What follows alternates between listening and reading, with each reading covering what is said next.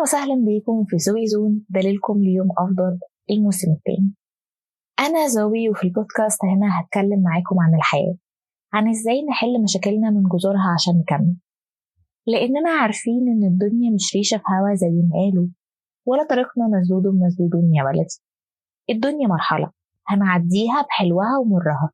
هنا هنصنع الحلو ونشوف إزاي نقلل المر.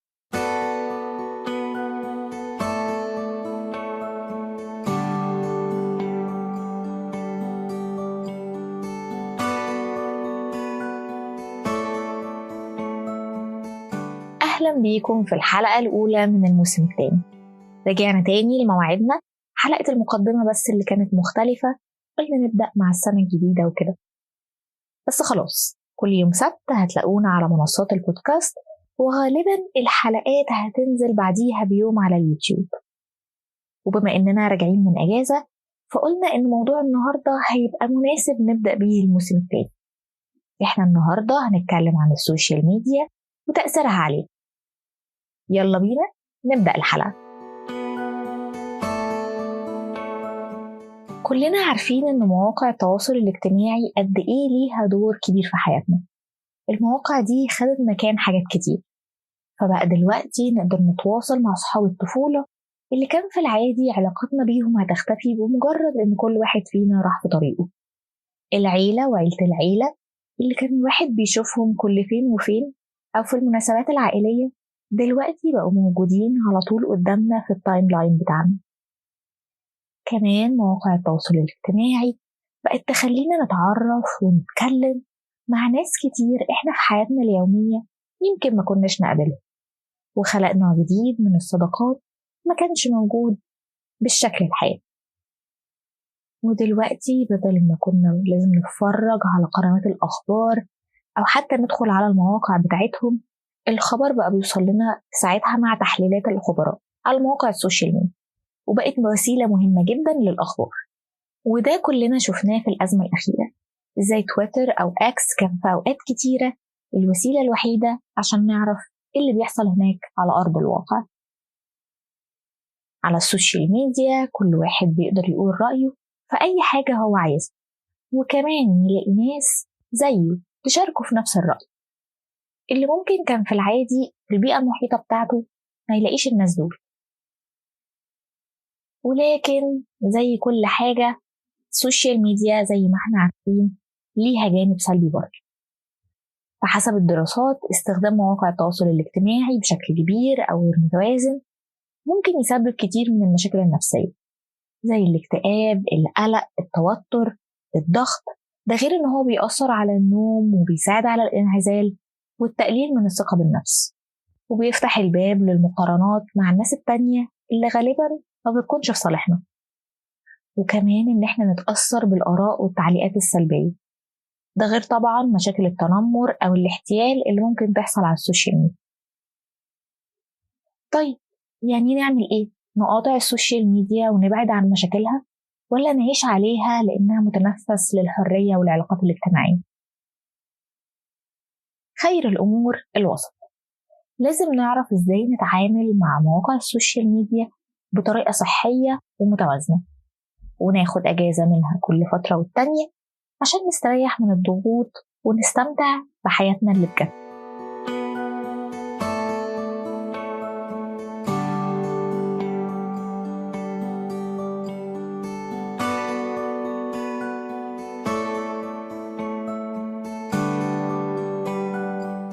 بما إني راجعة من أجازة، فخليني أقول لكم إن الأجازة هي الحل. على قد ما أنا بحب السوشيال ميديا وشايفة إنها بالنسبة لي أحسن حاجة، والناس الانطوائيين اللي زيي هيبقوا عارفين قد إيه هي مريحة، بس لاحظت إنه الأيام اللي أنا بستهلك فيها مواقع التواصل الاجتماعي باستمرار طاقتي بتخلص أسرع، وحالتي المزاجية بتبقى مش تمام. وده بان قوي مع الأحداث الأخيرة.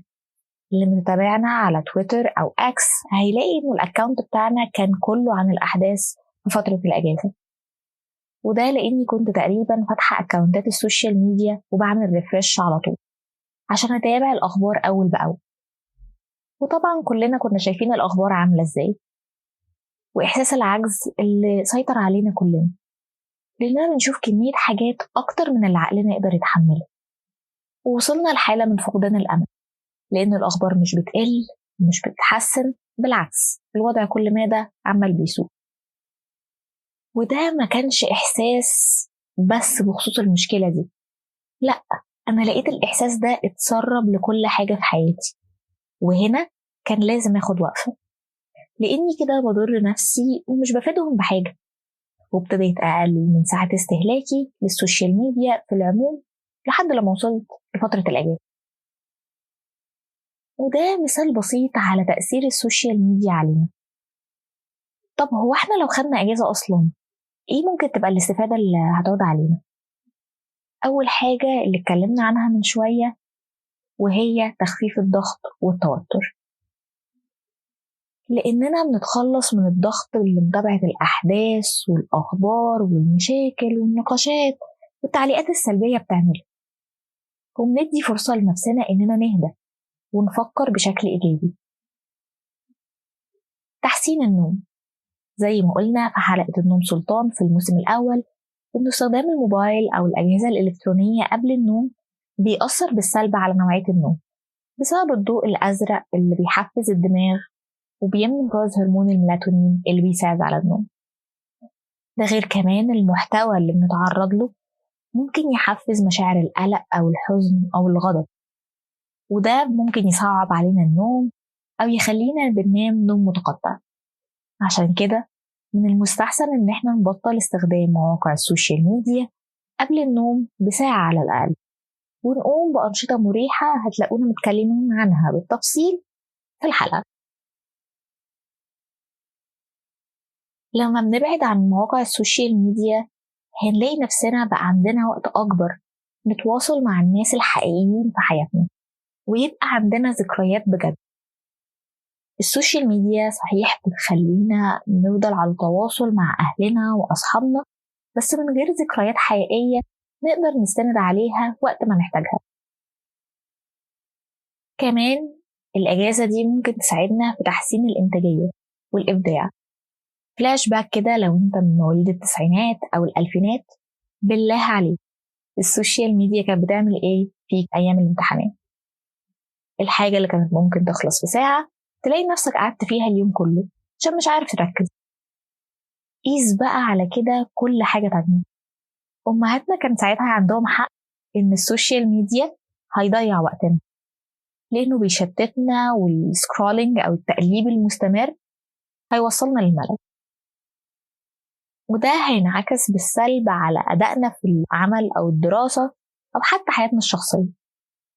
ولما نبعد عنهم هنقدر نرتب أولوياتنا، ننظم جدولنا، ونستخدم وقتنا الفاضي ده في إن احنا نطور من نفسنا ونتعلم مهارات جديدة.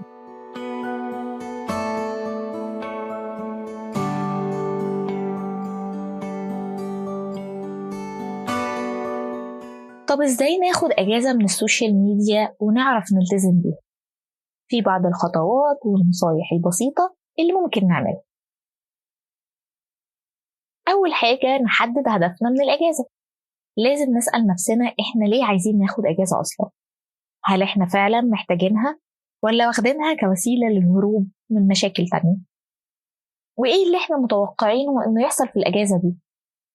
ولازم ما ننساش إن السوشيال ميديا ليها أهمية برضه، فلازم نفكر إحنا إزاي هناخد أجازة من غير ما نتأثر بالسلب أو نقلق الناس اللي حوالينا. يعني مثلا ممكن اخد اجازة من كل الابليكيشنز بس اسيب الواتساب مفتوح، او اعمل انه يجيلي نوتيفيكيشنز او اشعارات بس من ناس معينة. كمان تحديد المدة والوقت المناسبين. لازم نحدد مدة الاجازة اللي هناخدها، ودي بحسب الحالة، يعني ملهاش وقت معين، كل واحد أدرى بظروفه. في اللي يوم واحد بالنسبة له هيبقى كفاية، وفيه اللي محتاج شهر أو أكتر، وعشان كده وقت الأجازة كمان بيفرق. يعني أنا مثلا ما كانش ينفع أخد الأجازة في وسط الموسم كده، وفي حلقات لازم تنزل وبوستات لازم تتعمل وكومنتات لازم تتكتب، وأسيب كل ده وأخد أجازة. فلازم يبقى الوقت كمان مناسب، عشان ده برضو هيساعدنا إننا نلتزم بالأجازة. يعني بقى لو إحنا مسافرين واخدين أجازة من الشغل، أو مثلا في أجازة آخر السنة لو احنا لسه بندرس، أو أي وقت نحس إن احنا مستعدين وما عندناش أي ارتباطات تغرينا أو تجبرنا إننا نرجع قبل المدة اللي احنا محتاجينها. عشان كده لازم يكون كمان في تحديد بدايل. ما احنا لو خدنا الأجازة وقعدنا ما عملناش حاجة يبقى كان ايه لازمتها؟ لازم نلاقي حاجات تشغل وقتنا، نقرا كتاب، نتفرج على فيلم، نسمع بودكاست، نقابل أصحابنا اللي بقالنا كتير ما شفناهمش، أو أي نشاط تاني يناسب اهتماماتنا وهواياتنا. زي ما قلنا إن احنا لازم نتجنب المغريات، يعني نحاول قدر الإمكان نتجنب الحاجات اللي ممكن ترجعنا للسوشيال ميديا تاني. أصل هو الموضوع بيبدأ هشوف حاجة واحدة بس وتلاقي نفسك اتسحلت وسكرولينج وفتحت كل الأكاونتات والأجازة باظت. وبما إن كل واحد عارف نفسه وعارف هو قدرته قد إيه إنه يتحكم في نفسه، فممكن إلغاء الإشعارات ده يبقى كافي بالنسبة لنا، وممكن نبقى إحنا مضطرين إن إحنا نحذف الأبليكيشن من على الموبايل ونبقى نرجعه بعد الأجازة. شوف أنت بقى الطريقة المناسبة بالنسبة لك.